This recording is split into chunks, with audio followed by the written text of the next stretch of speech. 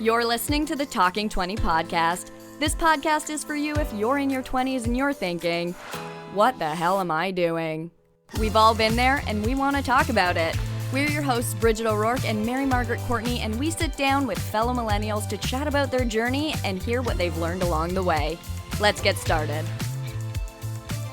Okay, welcome to another episode of the Talking 20 podcast. Mary and I decided that we wanted to start doing pre-episode chats. This is actually my mom's idea. She said, you know what I would like? I would like to know a little bit more about the guests before I listen to their podcast. So we thought, we could fill in the blank weeks that we don't release podcasts. And we could just talk about what's up and coming on it.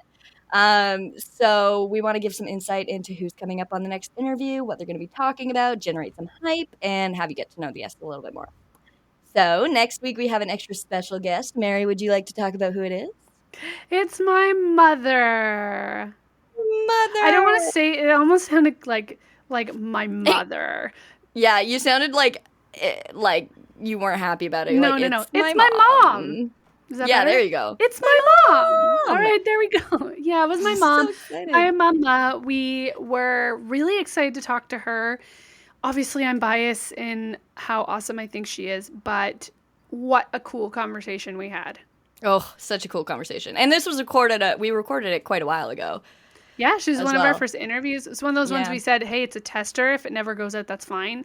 But it was so good, and we've been excited to put this one out since the beginning. Yeah. And we wanted to expand our target audience a little bit because we've been finding that our parents' friends and our parents and people of older generations seem to be very interested in our podcast and millennials these days and comparing and contrasting their experience. So yeah, and I have some friends that have reached out on social media, some friends on Facebook who are in their 30s and 40s who are listening and actively listening. And maybe they're just being supportive of me. I don't know. But it seems like there's a general interest in the conversation that's being had as someone who's already been through their 20s and is looking back and hearing us talk and feeling, they can relate. Yeah. And we're actually recording this right after we just recorded an interview with somebody very exciting who is of an older generation as well and had the most incredible insight, along with Brenda, obviously. They both had the most incredible insight. But just the advice that people who are older can offer from their hindsight is just so valuable. Yeah.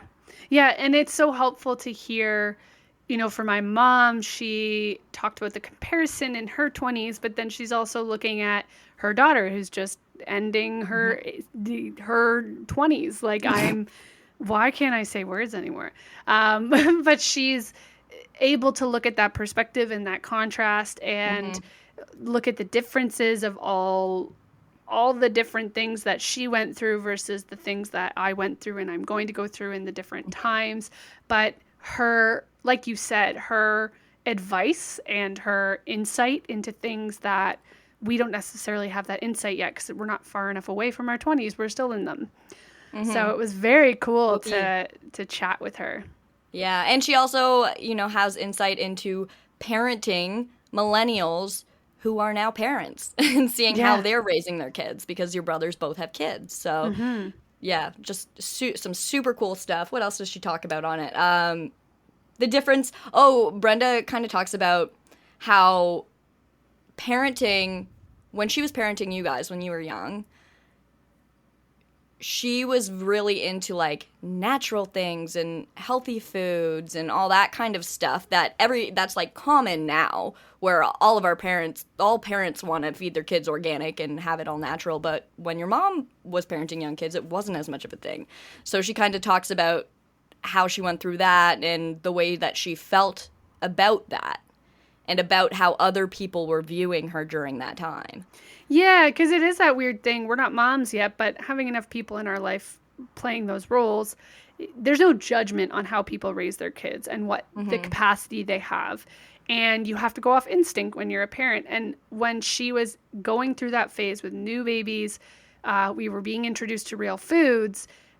There were things that threw her off, that she was like, I don't think I should be feeding this to my child. Like Lunchables wasn't something in our house. And again, if not judging anyone who does Lunchables, cool. It's a quick and easy way. And some kids that's how you get them to eat, is make it exciting and fun. Those things were never in our house. And there's certain things, as I've grown up hearing people talk about, we didn't have in our household.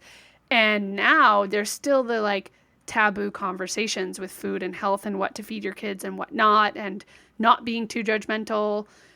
Back then, to have that, she was completely alone. There was no communities of people that necessarily felt this way and talked about chemicals and sugar. Like, we never had chemical products in our house. So that was cool to see her side as a mom going like, no, I only use vinegar and water, and here's why. Which is cool, because how did she find all that stuff out? Like, she had to go to the library. Yeah, she was given a book by someone at some point.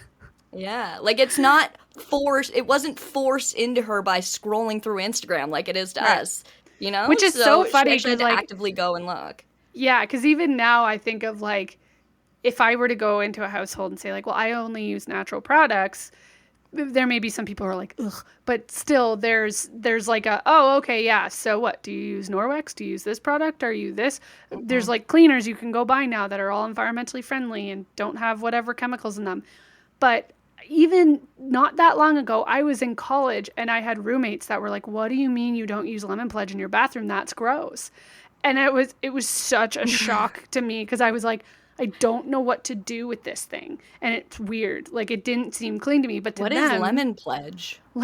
Pledge. It's Pledge. You know Pledge. I don't know. Is it like Pledge? Vim? Sure. It's a cleaning product. I don't know. Something chemical-y. Pledge, but it's Lemon Pledge. It's always the smell of lemon. So, like, your bathroom smells like fresh lemons. So, okay. Like, yeah, I don't know. But, yeah, so they had these products, and, like, that my roommates were like, no, that's how you get it clean. And in their heads, it was water and vinegar isn't clean. And in my head, I was like, throwing chemicals isn't clean. And it was so not that long ago that we still had this, like, weird thing that I just didn't know growing up was not normal. Never once did I ever think of my mom's perspective on that, and how she came to that, and how different it was, and maybe how judged she might have been by other people. Yeah, so it was cool. It was cool to hear that from her as, like, not her daughter, as just a listener. Yeah, and she also talks about how she wishes that she had been able to speak up for herself during those times, but she didn't have the confidence to do it at that point. Yeah. Which I think is really cool, because that's something a lot of us in our 20s can relate to, is that we're not, a lot of the time we're not fully confident in what we're doing. We are confident, but we're not enough to like fend for ourselves and tell people why. So just her perspective on that is super interesting. Yeah, and I think that's a very relatable thing for anybody in this age, that you have a gut instinct of what you think might be the right thing to do, but you're still looking for approval from people. Like, hey, does anyone else? And if you care, and my mom had that fear of being told, like, well, you're dumb, don't do that. So especially at a time where you're not going to be able to just, like, type into Facebook for people that are moms that feel the same way you do. You're just in a community, and you just have to see if people fit in with you. I think it could be heightened. Like, it seemed like for her that was a huge barrier when she was in her 20s. Yeah. And I think something that the listeners should know before we go into this is kind of our history, and why I'm so excited about interviewing your mom is because she kind of raised me as well. Our moms are best friends, and Mary and I have known each other since we were little tiny babies. I think our moms knew each other before we were born. So she's been in my life forever too. So it was just really interesting to see it. I could kind of see it from your perspective, Mary, where I'm watching her and I'm like, wow, she's an icon, an idol in my life, I guess. Is that the word? That it's dramatic, but true. Let's go with it. She's like an icon, you know? She's I can't believe she's in my house. But, like, she's somebody that I've always looked up to, right, as I do my own mother. So it was very cool to hear her perspective of that. Yeah. You know the story of our moms? The story of how they met? Yeah. I don't know if I know exactly how they met. I know their community was the Orangeville Women's Center, where all the new moms, I don't even know if you had to be a mom, if it was just for women, like it was a support community thing, but they did workout classes and you could take your kids to daycare there. And yeah, my mom met a group of women that were all having babies and had babies in and around the same time. And this was how they connected. And this was where they went to like, hang out and do a workout while their kids, you and I, played together upstairs in the daycare room, and they did their toys. We've fought over toys, and they had to split us apart and put us on other sides of the room, but it was all out of love. Yeah. And I had a thought, but I can't remember what it was. Oh no. This seems to happen to us quite often, doesn't it? Yeah. I was going to say, my mom actually told me her perspective of the story of how they met when we were at a cottage the other week. So we'll talk about that another time, or maybe have my mom talk about that, or both of our moms on here talking about that, because that would be really cool. Yeah. But the fact that they met at this place when they were I guess they would have been 26 or whatever, but you have kids, you're at a different stage in life than you and I are right now.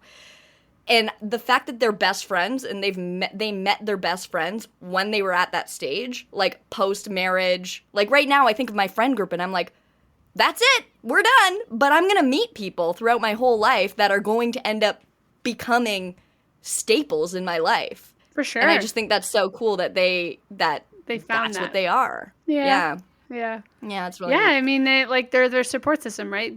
None of like your parents and my parents didn't have their families.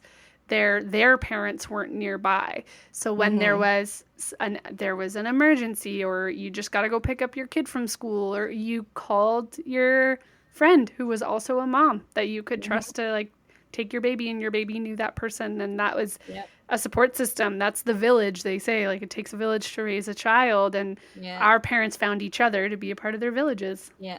Along with, when we should not leave out, another beautiful member of their little threesome. Lori Bryan. That sounds weird. But, Lori Bryan. Sicko. So we kind of grew up with all my family, Mary's family, and then a third family, all sharing childcare, always getting together, spending New Year's together, going on trips together. So we had this little kind of village raising us.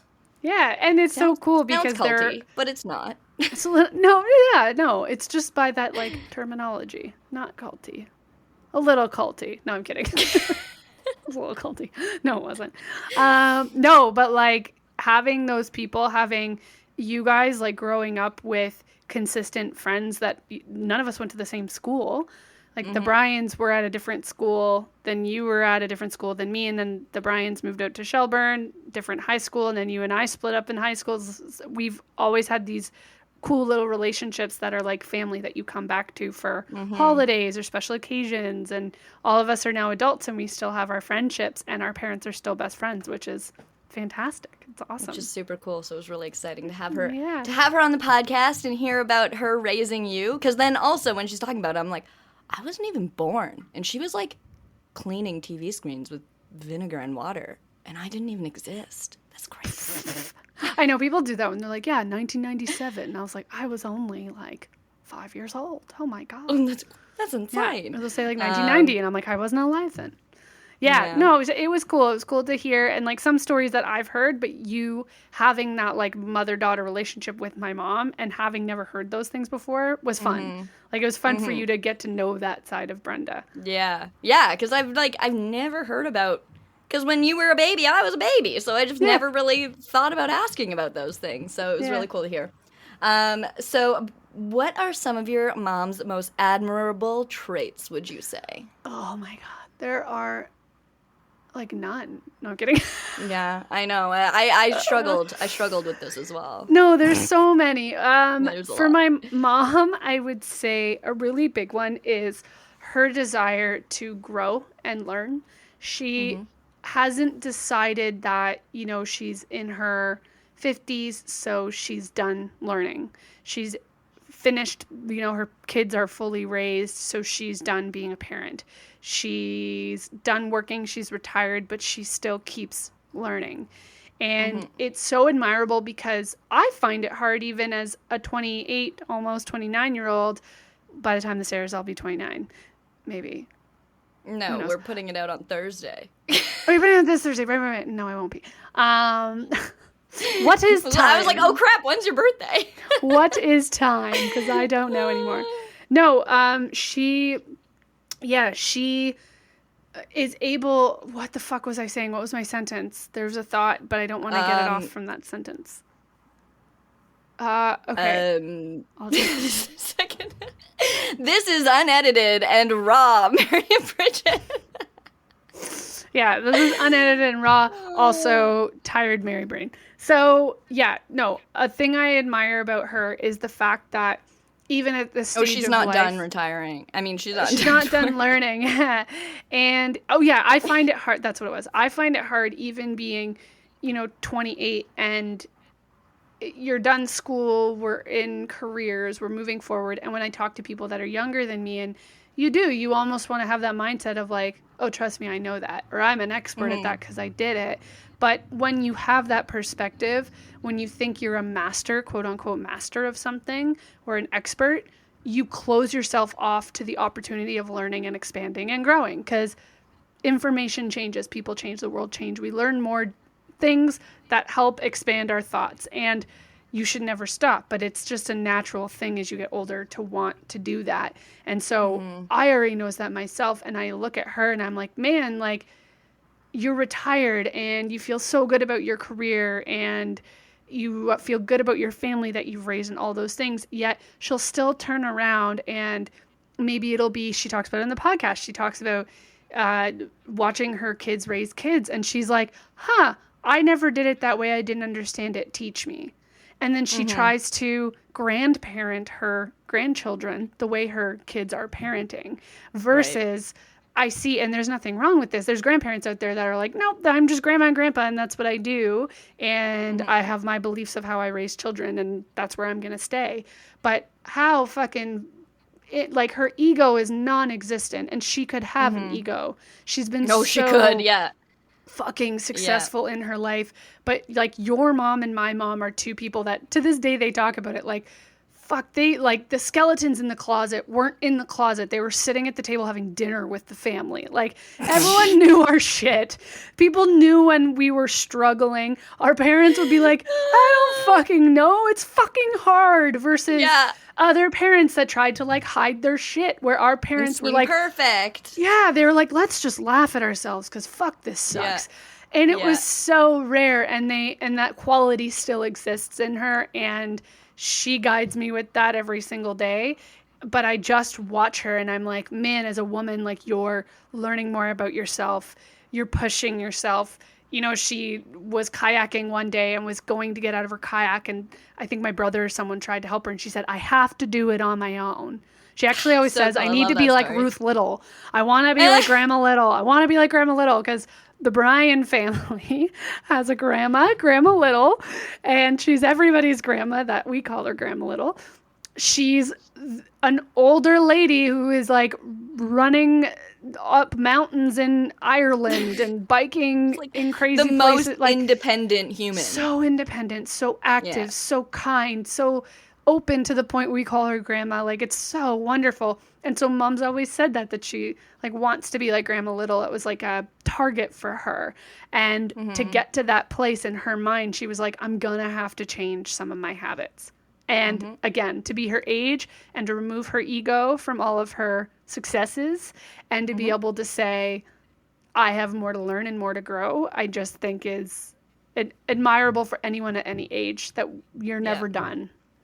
Yeah, and she does talk a lot about post-retirement life and why she decided to retire, which, spoiler alert, was to focus on her health and become a Grandma Little. So she does have a lot of insight for people of older generations as well, who are kind of at that point in their life, which is a transitionary period. Just like it is in your 20s, you're transitioning from a system, or a system that you've created for yourself, working, into something that you've been waiting for your whole life, but it's still a big change, is to retire. So she talks a lot about that and some of the healthy habits that she's forming doing that. So I think this will be a great episode, not only for people our age, because it'll be cool to hear about how things were different when our parents' generation was younger and raising us, but also for people of an older generation to listen and connect and learn from Brenda, because she has some amazing things to say.